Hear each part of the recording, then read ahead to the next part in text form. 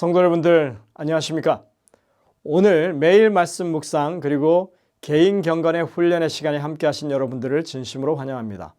오늘이라고 하는 날은 우리의 믿음이 살아 숨쉬는 시간입니다. 내일도 아니고 어제도 아닌 오늘 하나님의 손을 붙잡는 그런 삶을 살게 되시기를 간절히 바랍니다. 함께 기도하시겠습니다. 하늘에 계신 아버지 하나님, 저에게 생명을 주시고 구원을 베푸신 은혜를 감사합니다. 우리의 하루하루의 삶이 정말 하나님을 굳건하게 붙잡고 의지하는 삶이 되게 도와주시고 주님의 능력을 힘입어 살아가는 저희의 발걸음이 되게 인도하여 주옵기를 예수님의 이름으로 간절히 기도드립니다. 아멘. 7월 14일 금요일 더 깊은 연구를 위해서입니다. 먼저 이번 과 기억절을 함께 보시겠습니다. 이스라엘 자손은 고된 노동으로 말미암아 탄식하며 부르짖으니 그 고된 노동으로 말미암아 부르짖는 소리가 하나님께 상달된지라. 하나님이 그들의 고통 소리를 들으시고 하나님이 아브라함과 이삭과 야곱에게 세운 그의 언약을 기억하사 하나님이 이스라엘 자손을 돌보셨고 하나님이 그들을 기억하셨더라. 이번 기억절은 매우 깁니다. 근데 아주 특징적인 내용이 있습니다. 그것은 뭐냐면 이 모든 일을 하나님이 하셨다고 하는 그런 내용입니다. 이번 주에 우리는 모세의 탄생과 그리고 출애굽기의 배경에 대해서 살펴봤습니다. 이것을 통해서 우리가 알게 된 사실은 가나안으로 다시 돌아가는 것이 아브라함과 이삭과 야곱에게 약속하셨던 하나님의 약속에 의한 것이었다고 하는 것입니다. 이스라엘 자손들이 이집트에 머문 기간을 215년이라고 우리가 산정했죠. 근데 그 세월이 절대 짧은 세월이 아닙니다. 4대에 걸친 정말 긴 시간이었다고 하는 것을 우리가 알아야 합니다. 사실 이집트로 야곱의 가족들이 내려오게 된 것은 그곳에 요셉이 총리로 있었기 때문이고 또 하나님께서 그렇게 인도하셨기 때문이었습니다. 요셉은 그의 선조들로부터 분명하게 하나님의 약속에 대해서 들었고 그것을 믿었습니다. 그래서 가나안으로 돌아가게 될 때 자신의 유해를 꼭 가져가라고 그렇게 맹세시켜서 그 일을 하도록 했습니다. 요셉이 또 이스라엘 자손에게 맹세시켜 이르기를 하나님이 반드시 당신들을 돌보시리니 당신들은 여기서 내 해골을 메고 올라가겠다 하라 하였더라. 요셉을 포함한 야곱의 아들 12명이 모두가 다 사실 그 일을 분명히 알고 있었고 또 그 후손들은 가나안으로 돌아가야 한다는 사실을 분명히 들어서 그리고 그렇게 강조하는 것을 알고 있었습니다. 우리는 이스라엘 자손이 애굽에서 지냈던 이 시간을 좀 재점검할 필요가 있습니다. 요셉이 총리에 올라간 나이가 30세라고 했습니다. 그리고 그가 죽은 나이가 110세라고 그렇게 성경은 말하고 있습니다. 그러니까 이집트에 머문 215년 기간 가운데 80년 정도가 요셉이 생전에 있던 시간이었습니다. 그러니 요셉이 그러한 믿음이 분명히 그 가족들에게 영향을 미쳤던 것으로 볼 수 있습니다. 그리고 요셉을 알지 못하는 왕이 등장한 것은 기원전 1580년경이었고 기원전 1450년에 출애굽이 감행되었던 것으로 볼 수 있으니까 이스라엘 자손이 억압을 받았던 그 기간은 약 130년에 달하는 기간이었습니다. 이런 계산의 결과는 요셉이 죽은 후로부터 요셉을 알지 못하는 왕이 일어나기까지는 결국 5년여 밖에 시간이 없다고 하는 것을 우리가 계산할 수 있습니다. 창세기 50장 25절에서 요셉이 유언으로 남긴 말, 반드시 하나님께서 돌이키실 것이다. 그러니 그때 나의 유해도 그곳에 묻어달라. 요셉이 죽은 이후에 그들은 가나안으로 돌아갈 것이라고 하는 그 상황을 충분히 예견했어야만 했습니다. 그러나 그들이 몇 년 사이에 그런 결단을 내리지 못했고 그들이 그 이후에 보여준 이 영적인 상태는 참 참담했습니다. 모두 다 그렇다는 얘기는 아닙니다. 분명히 모세의 부모 아므람과 요게벳과 같은 그런 신실한 믿음을 가진 사람들이 있었습니다. 그럼에도 불구하고 그보다 훨씬 더 많은 대다수의 사람들은 하나님을 신뢰하지 않았고 그 돌아갈 것이라고 하는 믿음에 대해서 현실성을 가지고 있지 않았습니다. 그들이 보낸 그 몇 년의 기간은 힉소스 왕조가 치리하던 시기여서 든든한 정치적인 배경을 가지고 이스라엘 자손들은 고센 땅을 이스라엘 자치구처럼 그렇게 여기면서 번성해 갈 수 있었던 것이 분명합니다. 이렇게 평화롭고 번영하는 시기에 삶의 기반이 완전히 놓여진 이 도시 문명을 버리고 다시 척박하고 그렇게 험악한 시골 가나안으로 민족이 이동해 간다고 하는 것 불가능했을 것입니다. 아마도 대부분의 사람들은 현실의 안일함을 잃어버리는 것을 결코 원치 않았을 것입니다. 그런 그들에게 시간이 가면 갈수록 가나안으로 돌아가는 그 가능성은 점점 줄어드는 일이 되었을 것입니다.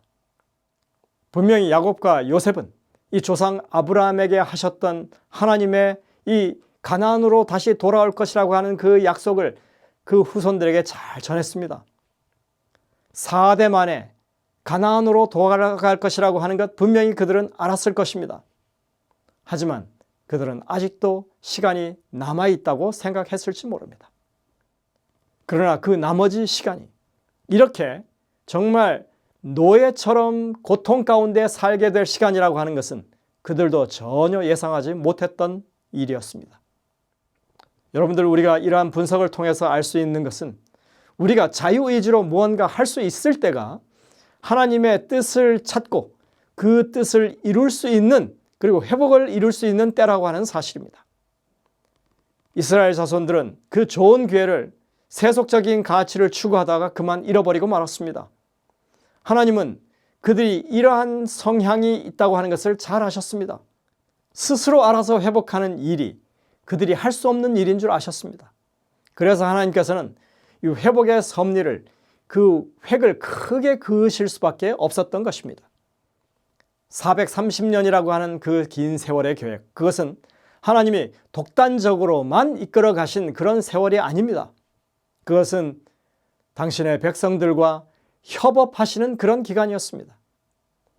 우리 생각대로라면 이스라엘 백성이 억압받고 노예처럼 그렇게 불임을 받는 고통 가운데 있는 그런 상황이라면, 그들이 무고한 희생을 치르는 그런 상황이라면 하나님께서 즉각적으로 응답하시고 그들을 구원해 내셔야 할 것이 아닌가, 그렇게 생각하지만 모세가 태어나고 이 80년의 시간이 지난 시기에 가서야 하나님께서는 구원의 계획을 실행한 것으로 보여집니다. 너무나 더디 응답하신 것 아닙니까? 아닙니다. 여러분들 성경을 보시면 그들이 탄압을 받고 하나님께 호소하기 시작하는 그때부터 하나님의 구원 계획은 가동되었다고 하는 것입니다. 우리가 생각하는 것보다 하나님의 계획은 원대하고 그 획이 큽니다. 우리가 생각하는 것보다 이 하나님의 구원이 피부에 와 닿기까지는 시간이 걸립니다. 그러나 이미 하나님의 손길은 이스라엘 자손 안에서 역사를 이루고 계셨다고 하는 것입니다. 그렇다면 하나님의 그러한 원대한 계획을 믿음으로 바라보는 사람들은 어떤 믿음을 가지고 그 130년을 살아야 했을까요? 이 430년을 통째로 직관하면서 이때는 어떻게 살아야 하고 이때는 무엇을 해야 하고 하면서 하나님의 섭리를 깨닫고 살아간 사람들이 있었을까요? 아무도 그 세월에는 없습니다. 단지 그들은 자신이 사는 동안 그들이 할 수 있는 일을 그 상황 가운데서 어떻게든 하나님의 뜻을 이루기 위해서 노력하며 살았던 것이 전부인 것입니다. 하나님은 그 약속을 반드시 이루실 것이고 언제나 우리와 함께 하신다는 굳은 믿음으로 사는 것만이 그들이 할 수 있는 최선의 믿음의 삶이었다고 하는 것을 우리가 생각할 수 있습니다. 출애굽기 1장 2장의 기록은 그 세월을 개인적인 믿음으로 하나님의 뜻에 협력한 이들을 소개하고 있습니다. 아까 말씀드렸듯이 아므람과 요게벳 같은 사람, 그리고 특별히 십부라와 부하 같은 이런 산파들, 성경은 그러한 사람들이 하나님의 약속을 바라고 사는 사람들의 모본이라고 분명하게 말하고 있습니다. 그러나 산파들이 하나님을 두려워하여 애굽 왕의 명령을 어기고 남자 아기들을 살린지라. 우리는 이 두 산파가 히브리 사람이었는지 아니면 이집트 사람이었는지 알 수 없습니다. 하지만 그들은 하나님을 두려워하는 사람들이었습니다. 엘렌 화이트는 이들에 대해서 이렇게 설명합니다. 히브리 남자아이를 출생 즉시 죽이라고 하는 명령이 산파들에게 내려졌다. 이 일의 배후는 사탄이었다. 사탄은 이스라엘 백성 가운데 구원자가 나리라는 것을 알고 있었기에 왕을 선동하여 그들의 자녀들을 죽이게 하여 하나님의 계획을 무너뜨리려고 하였다. 그러나 산파들은 하나님을 경외하였기에 감히 그 잔인한 명령을 수행할 수 없었다. 여호와께서 산파들의 이 같은 행동을 인정하시고 그들을 번영하게 하셨다. 그들의 믿음은 그냥 하나님을 경외하는 그런 믿음이었습니다. 그들의 믿음이 430년을 아우르는 그런 믿음이었다고 생각할 수 없는 것입니다.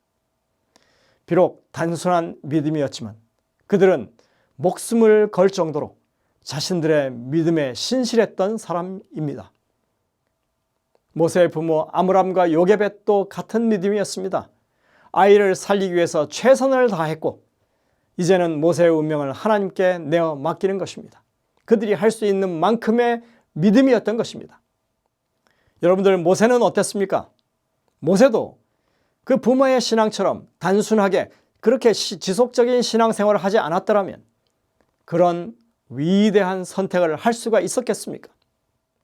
그가 보이지 않는 하나님을 보는 것 같이 해서 참았다고 하는 그 말은 그의 삶에 지속적으로 하나님과 연결되어 있었다고 하는 것을 말해줍니다. 이것이 오늘날을 살아가는 우리가 배워야 할 믿음의 자세인 것입니다. 이 모든 일들 가운데 좋은 소식은 사탄의 어떠한 계획에도 불구하고 하나님께서 통치하고 계시고 신실한 사람들을 하나님께서 사용하셔서 대적의 계획을 막으신다고 하는 사실입니다. 우리는 지금도 이 대적의 땅에 살고 있습니다. 사탄은 아담에게서 이 땅의 통치자의 자리를 빼앗아 갔지만 예수님께서는 당신의 생애와 십자가에서 죽음을 통해서 사단을 물리치셨고 그 왕권을 회복하셨습니다. 사단은 여전히 살아있고 활동하고 있지만 반드시 실패하고 패망하게 될 것입니다. 우리가 가진 믿음이 단순할지라도 주어진 믿음에 바로 서기만 한다면 우리는 하나님의 뜻을 이루는 사람들이 될 것입니다. 저는 믿음을 중시하는 가정에서 자라났습니다. 재림 신앙을 한 지 111년이 되는 그런 가정입니다. 할아버지께서 장로교회에서 재림교회로 개혁하신 지 111년이 되는 그런 상황입니다. 히브리서 11장 6절이 저희 가정의 가훈이었습니다. 믿음이 없이는 하나님을 기쁘시게 할 수 없다. 어릴 때부터 정말 가족 모임에서 귀에 못이 박히도록 들어온 그런 말씀입니다. 1980년대 초기에 엘리야 선교원 이 박명호 사건이 터졌을 때 아버지께서 하셨던 그 말씀이 아직도 기억에 남습니다. 당시에 이 박명호 집회에 여러 이 교우들이 참여하면서 그곳에 휩싸이는 그런 일들이 생겼습니다. 교회에 문제가 생겼죠. 대부분 신실한 사람들이 좀 더 특별한 신앙을 하기 위해서 찾아가는 그런 일이었습니다. 그때 아버지께서 이런 말씀을 하셨습니다. 신앙은 특별한 게 아니다. 가장 위대한 신앙은 평범한 것이다. 이렇게 말씀하셨어요. 여러분들, 우리의 평범한 일상이 하나님과 연결된 믿음의 생활이 되어야 하는 것입니다. 오늘 우리 모두가 그런 평범한 위대함을 마음속에 간직하는 그런 하나님의 백성이 되시기를 간절히 바랍니다. 기도하시겠습니다.